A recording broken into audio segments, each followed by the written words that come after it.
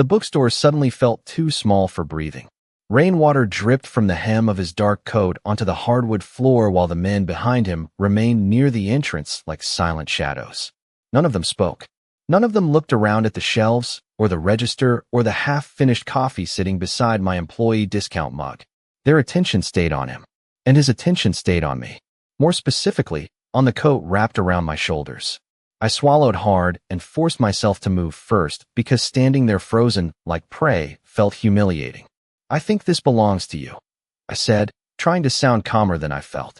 My voice came out softer than usual anyway. He stepped closer. Not rushed. Not aggressive. Controlled. Everything about him felt controlled.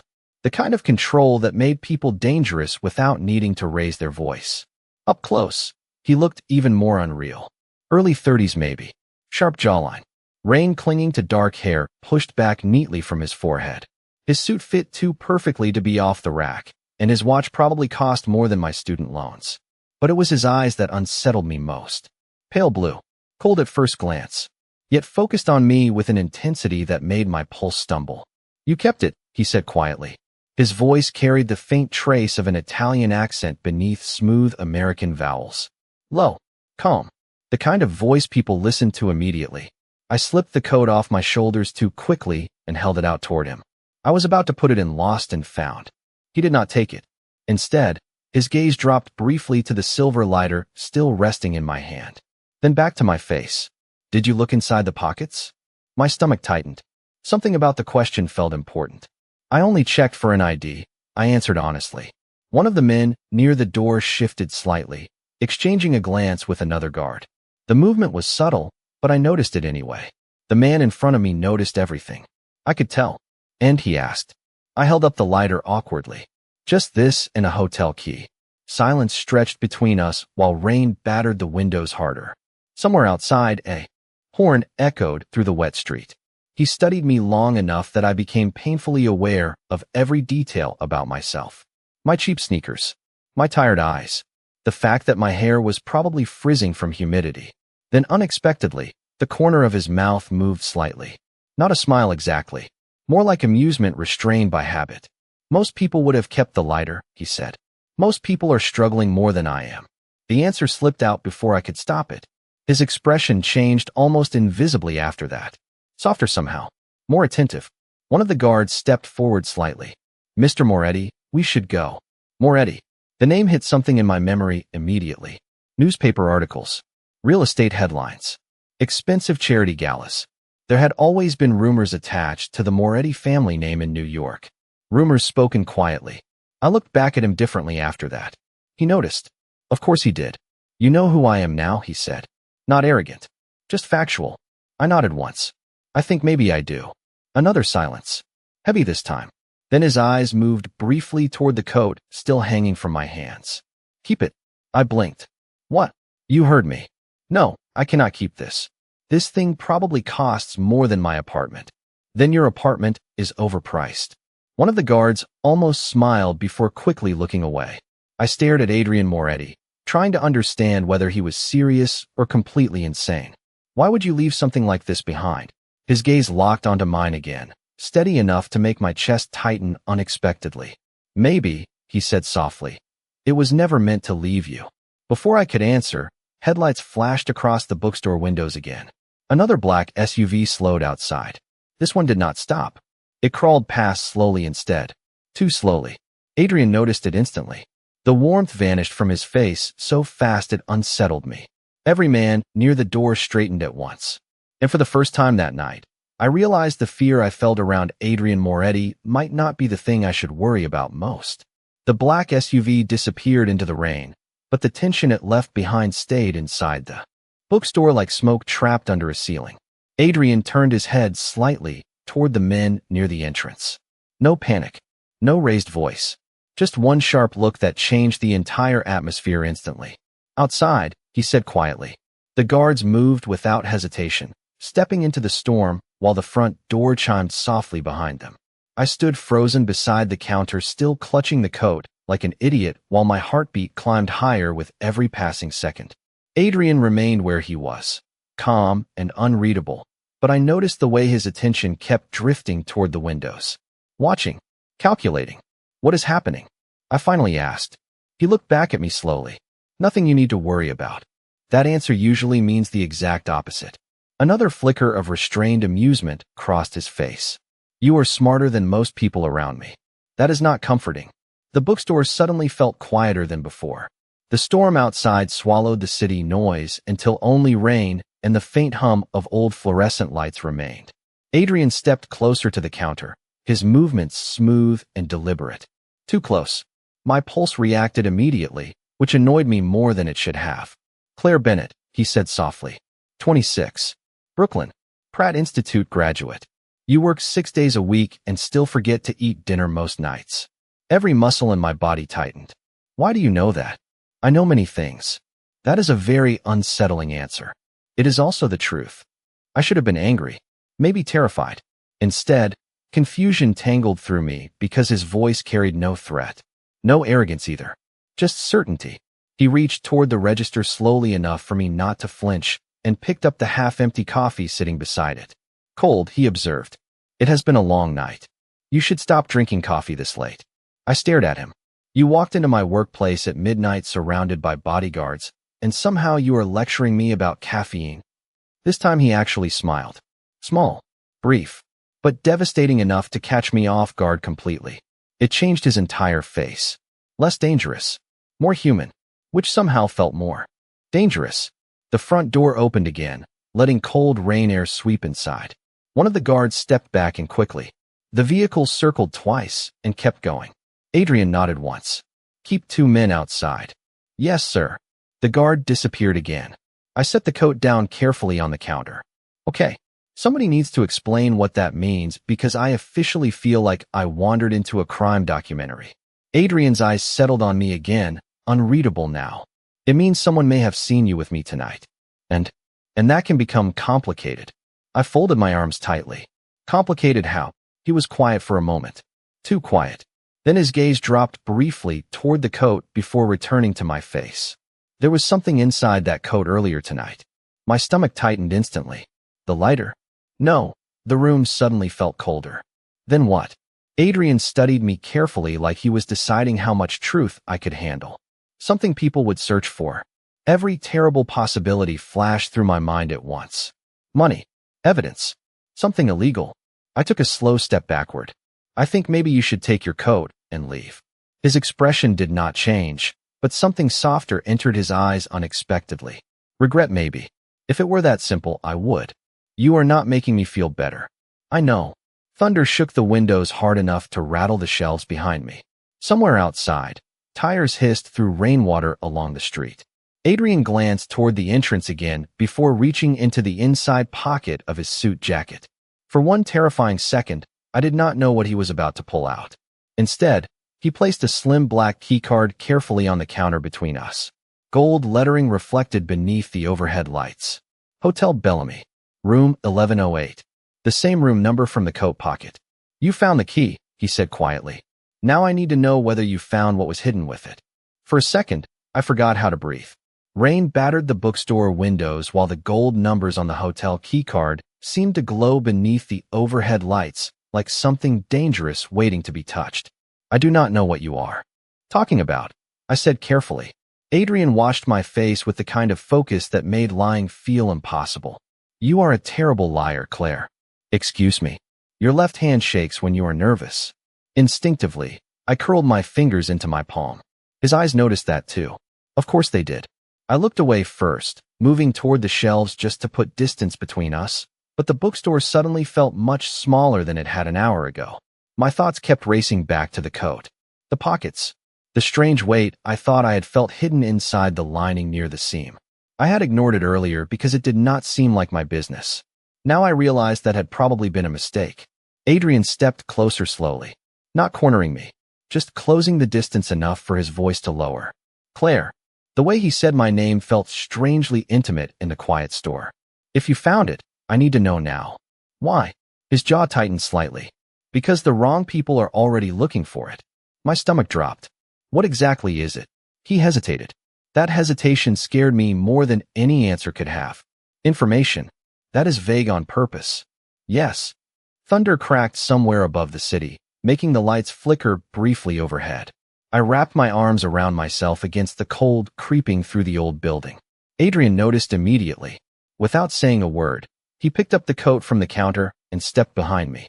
I should have protested. Instead, I froze when the warmth settled carefully over my shoulders again. His hands never touched me directly, but I still felt the heat of him standing close behind me. "You should not be cold," he said quietly. My pulse betrayed me immediately. I hated that he noticed. "You do this to everyone?" I asked softly. "Do what?" "Act like they already belong to you." Silence. Heavy, dangerous silence. Then his voice came low near my ear. "No." I turned too quickly and nearly collided with him. Up close, his pale blue eyes looked colder somehow beneath the dim bookstore lighting. But there was exhaustion there too. Real exhaustion. Like he had not slept in days. "You still have not answered my question," he said. I swallowed hard. I felt something inside the coat lining earlier. Every guard outside the storefront suddenly became very still. Adrian's expression did not change, but the air around him somehow did. Sharper. More alert. "Did you remove it?" "No." "Did anyone else touch the coat?" "Not that I know of." He exhaled slowly through his nose like he had been holding tension in his body for hours. Then he held out one hand toward me. "May I?" I stared at him. "You are asking permission now?" I was raised correctly. Despite everything, I almost laughed. Barely.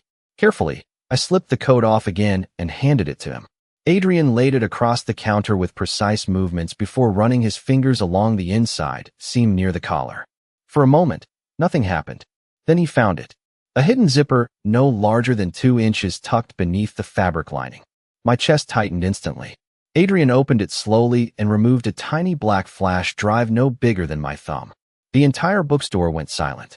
Even the rain outside seemed quieter somehow. One of the guards entered immediately.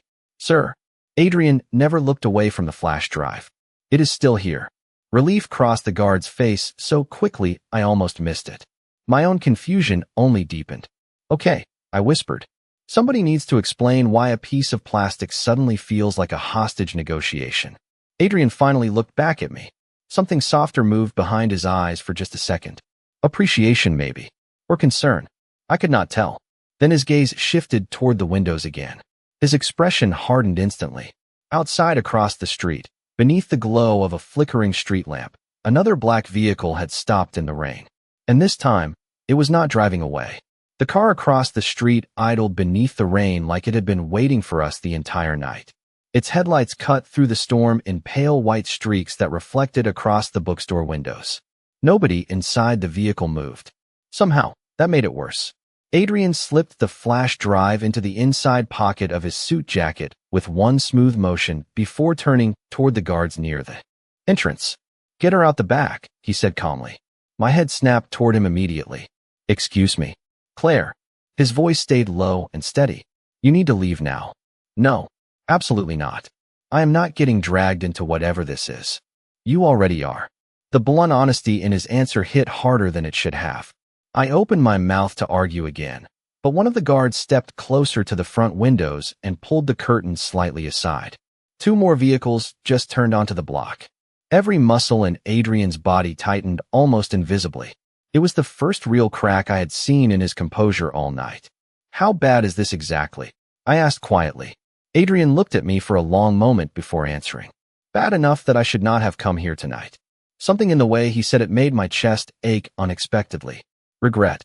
Genuine regret. The realization unsettled me more than fear did.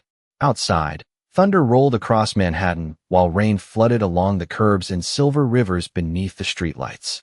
Adrian reached for the coat again and draped it carefully over my shoulders before I could protest. "Keep it on." "Adrian, I do not understand what is happening." "I know." "Then explain it to me."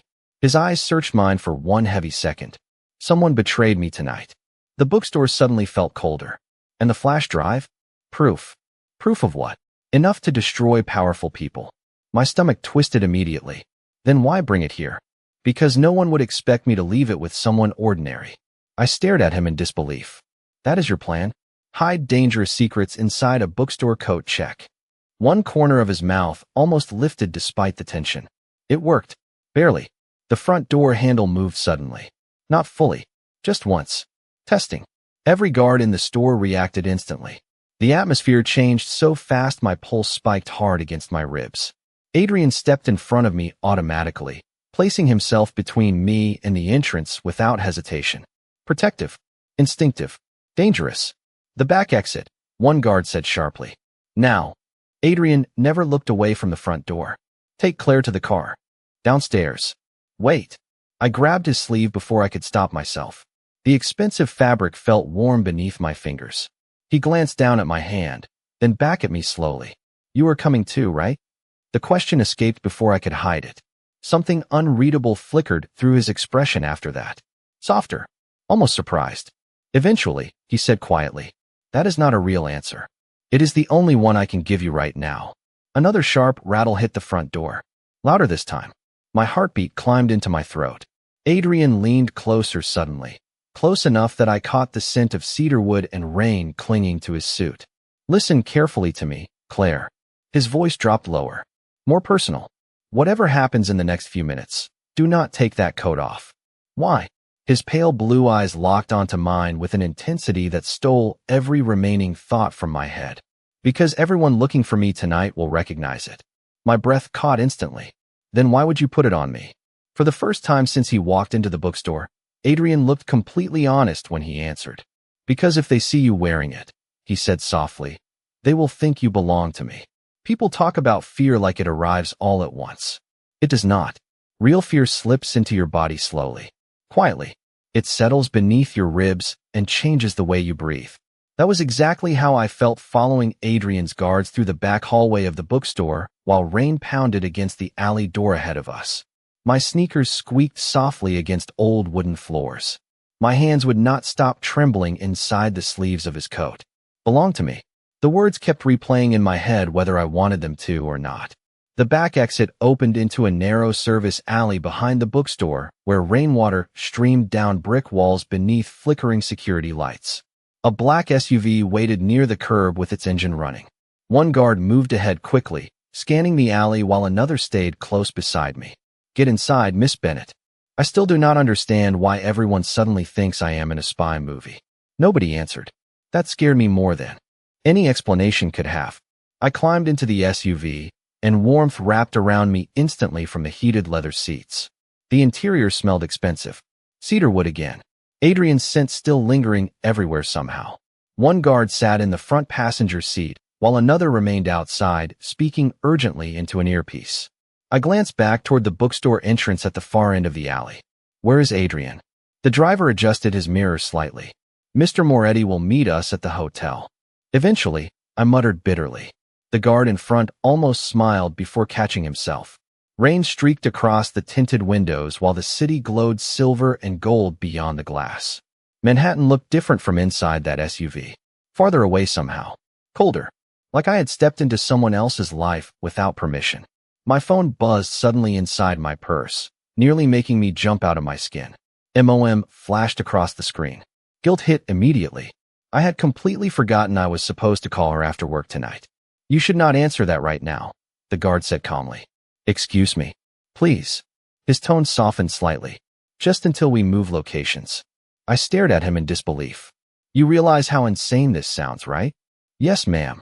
The honesty in his answer caught me off guard enough that I actually laughed once under my breath. Short. Nervous. Exhausted. The alley door behind us opened suddenly. Adrian emerged into the rain surrounded by two more guards. Even soaked by the storm, he still looked composed in a way that did not feel normal. Like chaos simply moved around him instead of touching him directly. He climbed into the SUV beside me, bringing cold rain air and tension with him. The door shut heavily. Drive. The vehicle pulled away immediately. I watched the bookstore disappear behind us through streaked glass while my chest tightened unexpectedly. An hour ago, my biggest problem had been overdue electric bills and leftover ramen in my apartment cabinet. Now I was riding through Manhattan at midnight beside one of the most dangerous men in New York while strangers followed us through the rain. Adrian loosened his tie. Slightly, exhaustion finally visible around his eyes. You are quiet, he observed. I am processing several terrible life choices. His mouth moved faintly. Fair. Silence settled between us for a few blocks, while city lights blurred outside the windows. Then I noticed something strange. Adrian's hand rested near his side, but fresh blood stained the cuff of his white shirt beneath the dark suit jacket. My stomach dropped immediately. You are hurt. His gaze shifted toward me calmly. It is nothing. That is definitely not nothing. The guard in front looked away awkwardly like this conversation happened often. Adrian barely glanced at the stain before looking back out the window. It happened earlier tonight. Earlier tonight before or after you started hiding secret flash drives inside luxury coats. For the first time since leaving the bookstore, a real smile touched his face. Tired. Brief. Dangerous enough to make my pulse stumble anyway. You are handling this surprisingly well, Claire. I folded my arms tightly beneath his coat. No, Adrian. I think I am just too deep into this now to panic properly. His pale blue eyes settled on me again after that. Softer this time. More human. And somehow that look frightened me far more than the bodyguards or the black SUVs ever could. The hotel looked less like a place people slept and more like a fortress pretending to be elegant. Marble walls. Gold lighting. Men in tailored black suits stationed near every entrance pretending not to watch us. The SUV rolled beneath the covered valet entrance while rain poured off the building in silver sheets. Adrian stepped out first, one hand briefly pressing against his side before he straightened again like nothing hurt at all. I noticed anyway. He noticed me noticing. You keep doing that, he said quietly as we entered the lobby together. Doing what? Looking at me like you were trying to solve a puzzle. I glanced around at the chandelier hanging 3 stories overhead. Maybe because every 5 minutes I discover something else insane about you. One corner of his mouth lifted slightly. Fair again. The lobby fell silent as we crossed it. Not completely silent. More. Like carefully quiet. Hotel staff lowered their eyes respectfully. Guests stepped aside without being asked. Nobody questioned why Adrian Moretti arrived after midnight surrounded by security while a bookstore employee walked beside him wearing his coat. That frightened me more than if they had stared. Power this deep did not need explanations. We entered a private elevator near the back hallway. One guard remained outside while the doors slid shut behind us, leaving Adrian and me suddenly alone for the first time all night. The silence inside the elevator felt heavier somehow. More personal. I became painfully aware of how close he stood beside me in the narrow gold-lit space. Rainwater still darkened parts of his suit jacket. His white shirt remained stained near the cuff where the blood had dried slightly. My eyes drifted toward it again before I could stop myself. Adrian noticed immediately. It bothers you. Yes. You should stop worrying. You should stop bleeding. A soft breath almost sounded like a laugh beneath his composure. You are surprisingly stubborn. I work retail in Manhattan. Stubbornness is survival. The elevator climbed smoothly upward while jazz music played quietly through hidden speakers. Completely normal music for a completely abnormal situation. I rubbed my hands together nervously inside the oversized sleeves of his coat. What happens now? Adrian's reflection watched me from the mirrored elevator wall.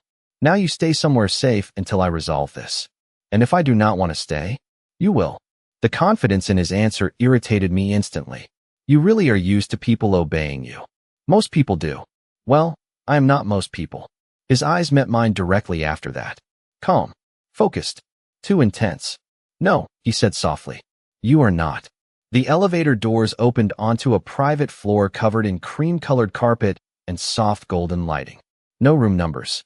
No guests. Just silence.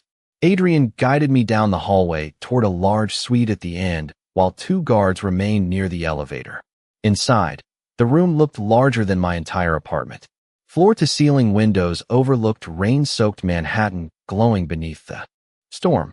A fireplace flickered quietly across from a dark leather couch. Fresh flowers sat near the kitchen island like someone maintained this place regularly. I stopped near the windows, staring out at the city below. This place is ridiculous. Adrian loosened his tie again while setting his phone onto the marble counter. You are safe here. You keep saying that like it is supposed to calm me down. He studied me carefully for a second before walking toward a cabinet near the kitchen. Tea or whiskey? I blinked. Those are very different emotional support options. Both work. Despite everything, a small laugh escaped me unexpectedly. The sound seemed to catch him off guard too because his expression softened almost instantly afterward. Real warmth this time. Dangerous warmth. Adrian handed me a mug of hot tea a few minutes later while he rolled up his shirt sleeve near the sink. The movement exposed more blood along his forearm than I expected. My stomach tightened immediately. Adrian. Claire. Sit down. One dark eyebrow lifted slightly. That sounded like an order. You are injured. I have had worse. Congratulations. Sit down anyway. Silence stretched between us before something almost amused flickered behind his pale blue eyes again. Slowly, Adrian Moretti obeyed me for the first time all night. And somehow, watching one of the most powerful men in New York sit quietly while I reached for the first aid kit beneath the counter felt far more dangerous than anything that happened in the bookstore. Adrian sat at the edge of the leather couch while Manhattan glowed behind him through rain-covered windows like another universe entirely. Up here, the city looked distant, softened. None of the noise reached the private suite. No sirens, no traffic, just the quiet crackle of the fireplace and the steady rhythm of rain against glass. I knelt beside the coffee table with the first aid kit open in front of me, trying very hard not to think about how absurd my life had become in less than 3 hours. This is going to sting, I warned quietly. Adrian rolled his sleeve higher without complaint. The cut along his forearm was not deep, but it looked fresh. Enough to make my stomach tighten again. You should have gone to a hospital. Hospitals ask questions. And apparently you hate those. A faint breath escaped him. Not quite a laugh. Close enough that I noticed anyway. Carefully, I cleaned the blood from his skin with a damp cloth while he watched me in silence. His gaze felt heavy even when I refused to look directly at him. You are staring again, I muttered. You are avoiding eye contact again. Because every time I look at you, another terrible decision happens. That finally earned a real smile. Small, tired, dangerous in a completely different way now. And yet you are still here. My fingers paused briefly against his wrist. He noticed that too. Of course he did. I focused on wrapping the bandage carefully instead. His skin was warm beneath my hands. Too warm. You should probably rest, I said softly. You lost blood. You sound concerned. I am concerned. The honesty slipped out before I could stop it. Silence settled heavily between us after that. Not awkward. Worse. Intimate. Somewhere behind us, thunder rolled low across the city. Adrian leaned back slightly against the couch while I finished securing the bandage around his arm. There, I whispered. You will survive. Disappointing news for my enemies. I shook my head under my breath, trying unsuccessfully not to smile. Then my eyes caught something near the fireplace mantel behind him. A framed photograph. Older. Faded at the edges. A teenage Adrian stood beside a woman with dark hair and gentle eyes, both smiling at the camera like completely normal people. My chest tightened unexpectedly at the sight. Your mother? His expression changed instantly. Softer. Yes. You look happy there. Adrian glanced toward the photograph quietly. That was before. Before what? I almost asked. But something in his face stopped me. There was loneliness there suddenly. Deep enough to ache. I realized then that for all the power surrounding him, Adrian Moretti carried exhaustion the way other people carried scars. Quietly. Constantly. His phone buzzed sharply against the marble counter, breaking the silence. The warmth vanished from his expression. Immediately as he stood and answered the call. Talk to me. I watched his face carefully while he listened. Calm. Focused. Dangerous again. No, he said finally. Nobody moves until I say so. He ended the call and slipped the phone back into his pocket. What happened? I asked. Adrian looked toward the rain-covered windows for a long second before answering. The people searching for the drive know it is missing. My stomach dropped immediately. Do they know you have it? They know someone does. He walked slowly toward the windows overlooking Manhattan, hands resting briefly in his pockets. The city lights reflected across the glass around him in silver and gold. You should sleep for a few hours, he said quietly without turning around. Tomorrow I will get you somewhere safer. Safer than a private mafia hotel floor. Much safer. I stood slowly from the couch, still wrapped in his coat. And after that, Adrian finally turned back toward me. His pale blue eyes held mine across the room with that same impossible intensity from the bookstore. After that, he said softly, I figure out how to keep you out of a war you were never supposed to see. I should have felt terrified hearing that word. War. Instead, something else unsettled me more. Because for the first time all night, Adrian Moretti sounded less afraid for himself than he did for me. I woke to silence, so complete it felt unfamiliar. For a moment, I forgot where I was. Then the scent of cedarwood and expensive cologne lingering in the oversized coat wrapped around me pulled reality back all at once. Rain still tapped softly against the windows, but the storm had weakened sometime before dawn. Pale gray light spilled across the hotel suite, turning the marble floors silver beneath the early morning skyline of Manhattan. I sat up slowly on the couch, disoriented beneath the heavy blanket someone had draped over me during the night. Adrian. The realization arrived instantly. My chest tightened before I could stop it. The fireplace had burned low to glowing embers. One lamp near the windows remained on, casting warm light across the suite. And Adrian himself stood near the balcony doors with his back partially turned toward me, speaking quietly into his phone. Even exhausted, even injured, he still looked composed in that impossible way of his. One hand rested inside the pocket of dark slacks while the other held the phone against his ear. "No," he said calmly. "Move the meeting to tonight." A pause. Because I said so. I should have been intimidated by how easily authority lived in his voice. Instead, I found myself staring at the way morning light caught the edges of his dark hair. At the tiredness he probably thought nobody noticed. Adrian ended the call and turned slightly, his pale blue eyes finding me awake almost immediately. "Good morning." His voice sounded softer now, rougher from lack of sleep. I glanced toward the windows. "What time is it?" "Almost 7. You stayed awake all night?" He did not answer directly, which was answer enough. I pushed the blanket aside and stood slowly, still wrapped in his coat from the night before. Somehow it felt less strange now than wearing my own clothes. Adrian watched me quietly for a moment before walking toward the kitchen island, where fresh coffee waited beside 2 untouched plates of breakfast. "You were supposed to wake me if something happened." "Nothing happened." "That is not comforting anymore when you say it." A faint smile touched his mouth briefly. I walked toward the windows while wrapping my hands around the warm coffee mug he handed me. Below us, Manhattan stretched endlessly beneath fading rain clouds. Yellow taxis crawled through wet streets. Steam rose from rooftops. The city looked normal again. But my life no longer felt normal inside it.